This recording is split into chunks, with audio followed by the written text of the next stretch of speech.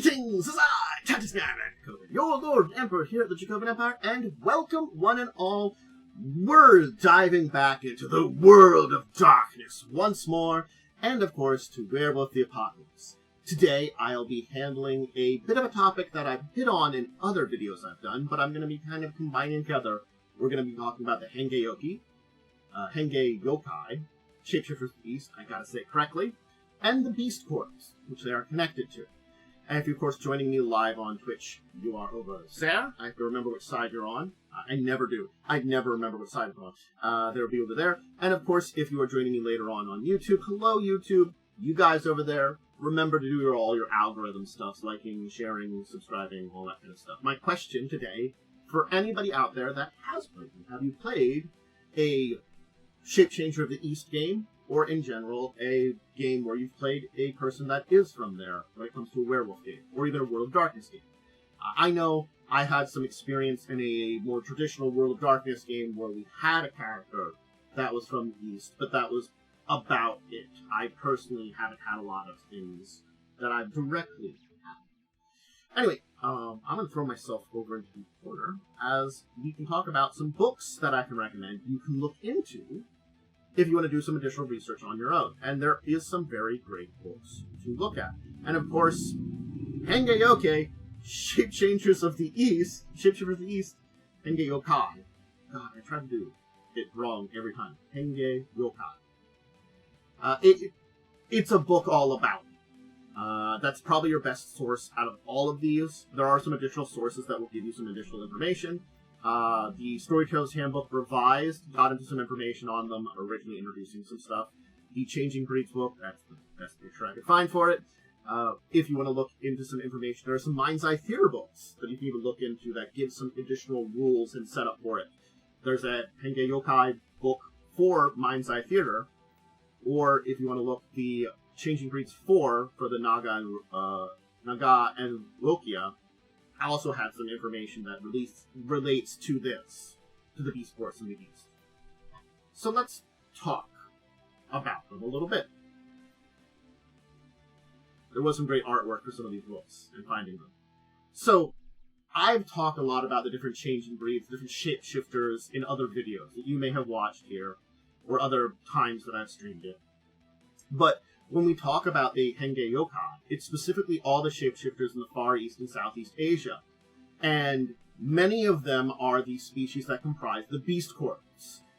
Technically speaking, not everybody is in the Beast Corps. The Beast Corps are the main thing here. It is their group. Similar to in a lot of the rest of the world, it's the Garou Nation that we talk about. The united group of most of the Garou, but when we talk about Hengeyokai, yes, these are specifically those that are found in this region. Many of them are in the Beast Force and will be recognized as part of that. So, yes, Hengeyokai is a Japanese term for changing phantom. A lot of the basic concepts of Hengeyokai are the same as those in more the Western world or a lot of the other parts of the world.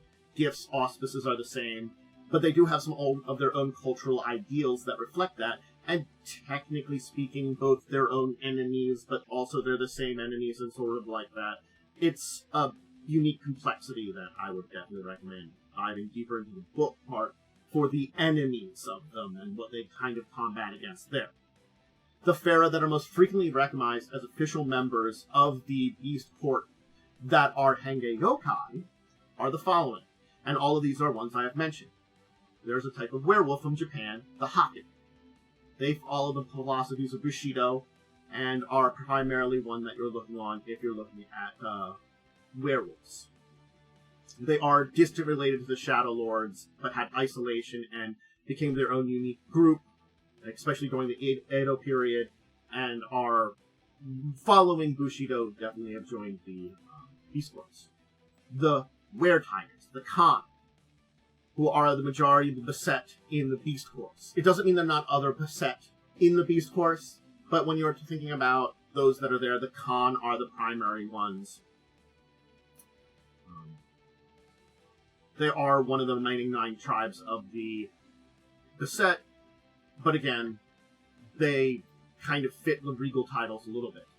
The Kitsune, the werefoxes, they consider themselves exclusively the property of the lands of Asia, and though nowadays you can find them outside there, they are one of the youngest changing breeds. I did a video on them on their own if you want to go check that out. They are the ones that are there. The Kumo. There are were spiders that have fallen to the thrall of the worm. But the goblin spiders, those are also known. I talked a little bit about them in my Anasi video. How they have indeed both fallen to the worm, but also not been consumed by the worm. It's an entire thing. Just keep in mind that they would be considered more worm-tainted, especially by things like werewolves and stuff.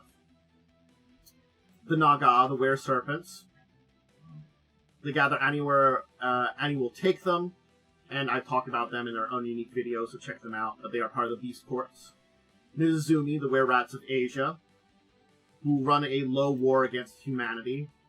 They specifically just, like Nizuzumi, they have a kind, or ratkin. They kind of have this love-hate relationship with humanity, and certainly speaking, they are, there too. And specifically for their Zumi, unlike a lot of the other beast courts, they do maintain close ties with Ratkin around the world, and are accused of divided loyalties. So keep that in mind for Nozumi. They do. They cover a lot of other were creatures. Werewolves are the primary one, but there's a lot of other changing breeds that they kind of introduced. There's an entire thing about that the werewolves tried to slaughter all of them. War of Rage, it's a thing. It didn't really happen in the East as much.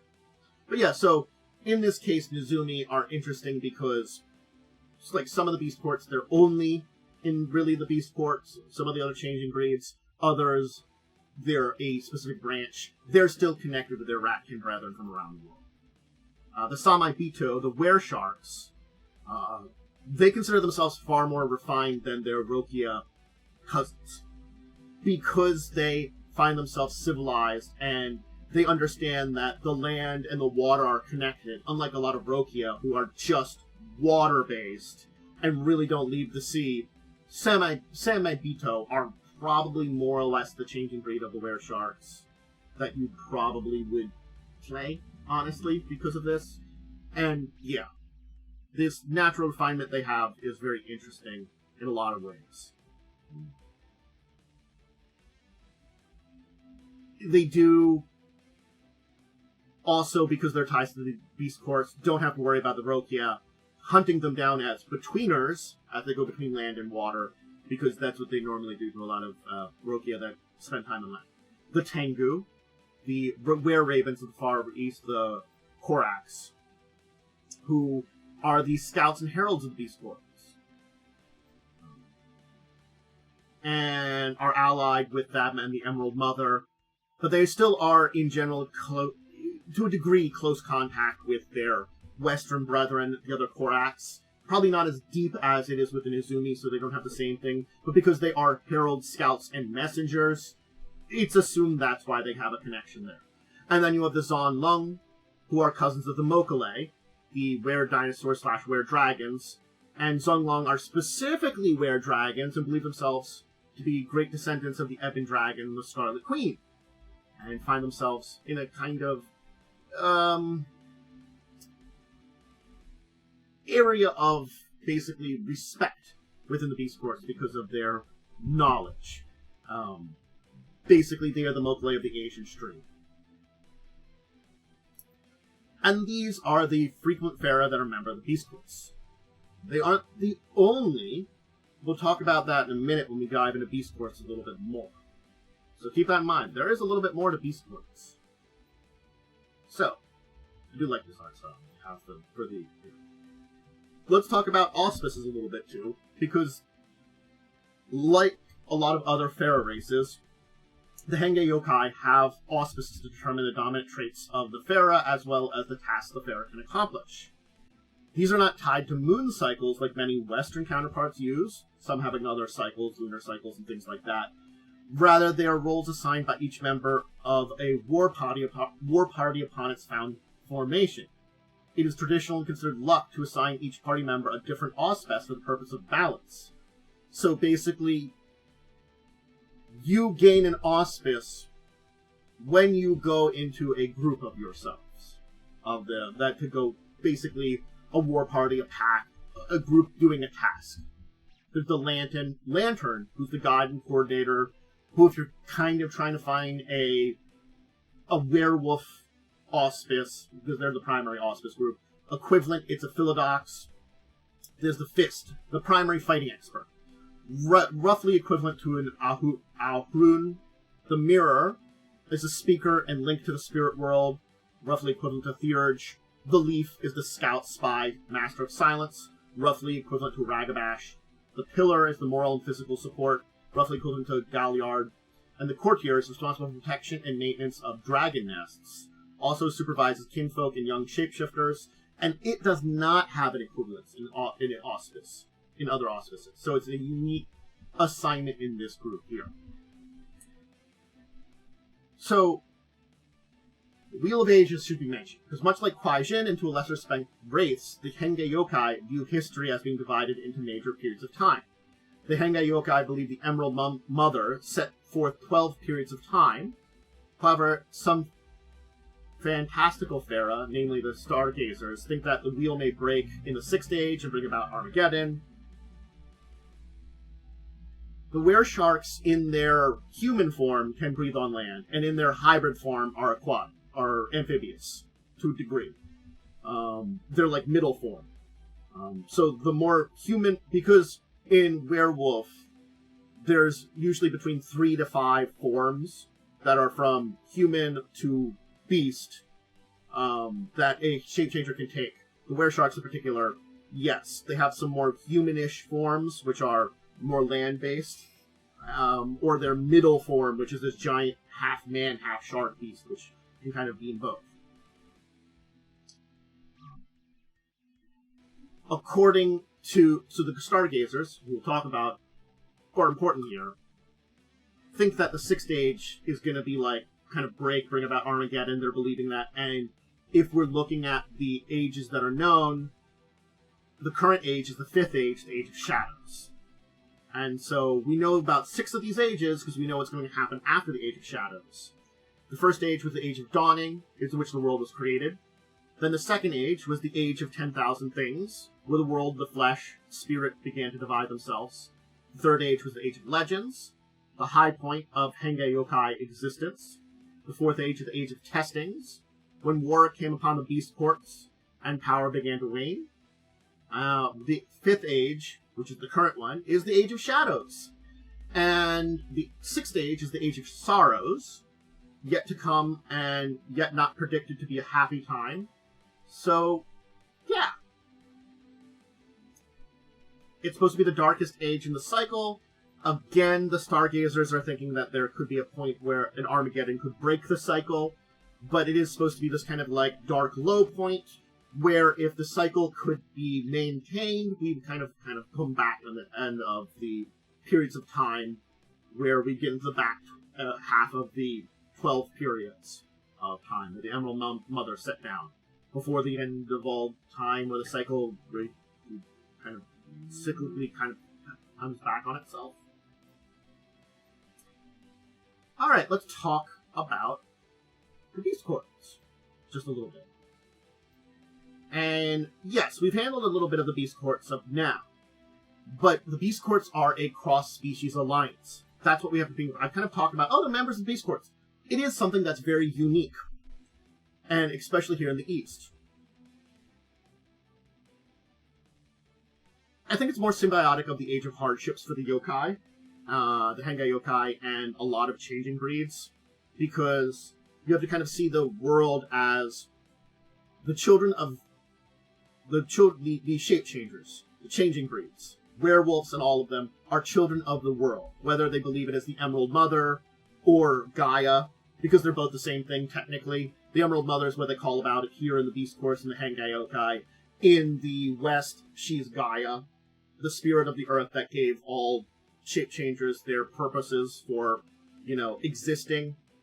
The connections between the man and beast, man being this kind of evolved creature that there would need to be a connection between there for the shape changing.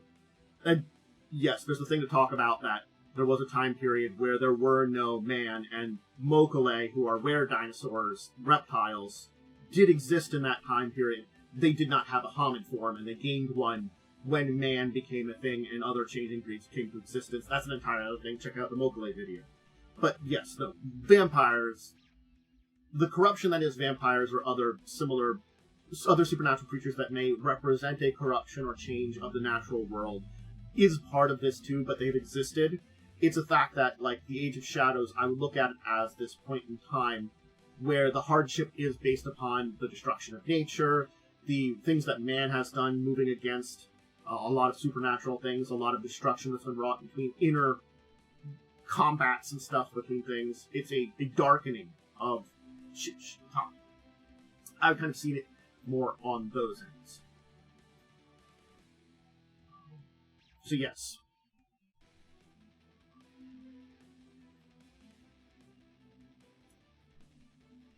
It's just a time where things have definitely seen a decline. So yes, the Beast Courts, with this alliance, which is again rare, we don't see a lot of cross-species when it comes to shape-changers, alliances in general. There's some mild ones in Africa, which are newly formed within the last kind of 50 years. Actually, technically the last couple of decades, I should really say.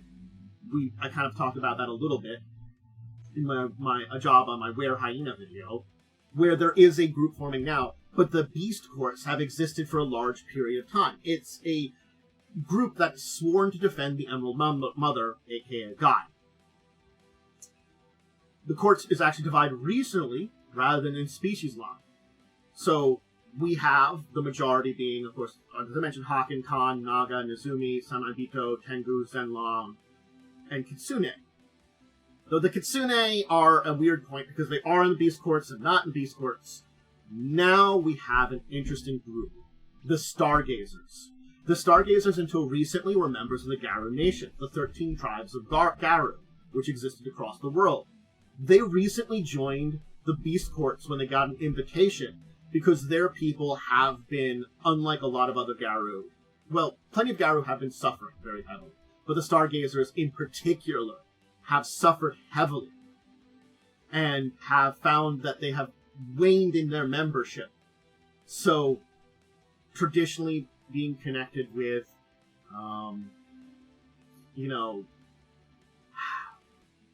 the regions in Asia and stuff like that and nearby to that, they originally were from the Himalayas and India.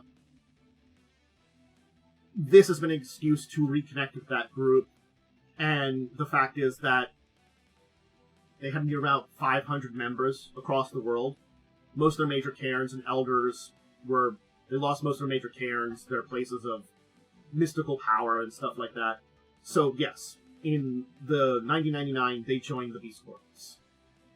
And though it was a shock to the Garu Nation, they understood because they came originally from Asia, and this might be a place that they could peacefully regain power and stand against the worm some more. The Beast Course has their own power struggles, but is relatively seen as a more peaceful area when it comes to maintenance against the battle against the worm in comparison to lots of other parts of the world. So it's sort of like it's a respected thing that they've left kind of the Garu Nation and joined the Beast Courts, but they're still there. The Hengeyokai don't have much business with the Sunset people, almost never showing themselves unless necessary, so they don't deal with people. If you go into the court itself, its society is similar to that of the imperial cultures of mythic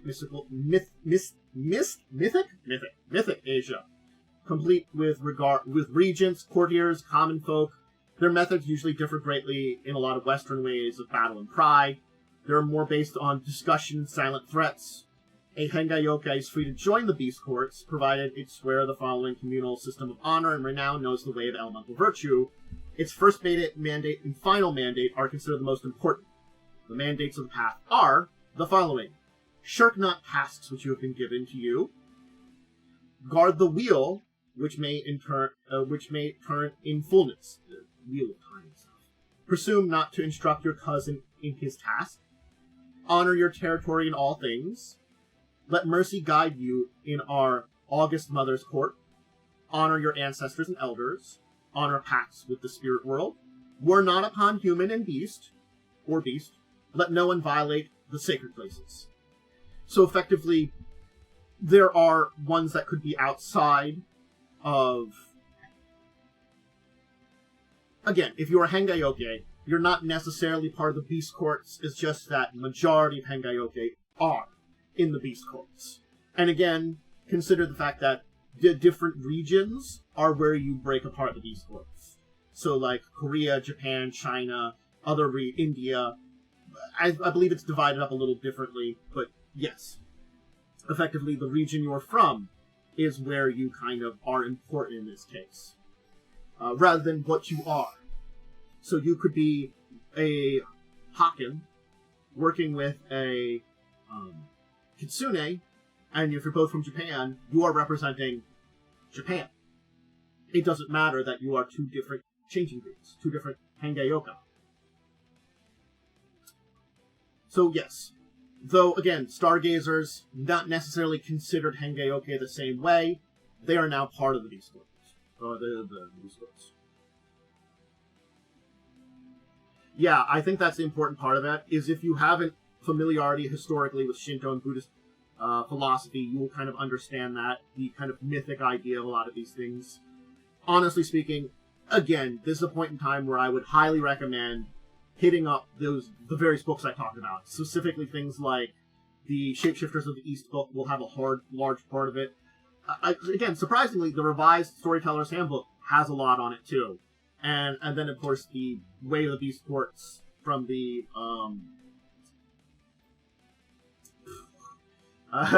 Mind's Eye Theater does give a lot of good information. Those three sources, if you kind of want to look into them, probably the Shapeshifters of the East book is probably your best bet for, generally speaking, getting into it.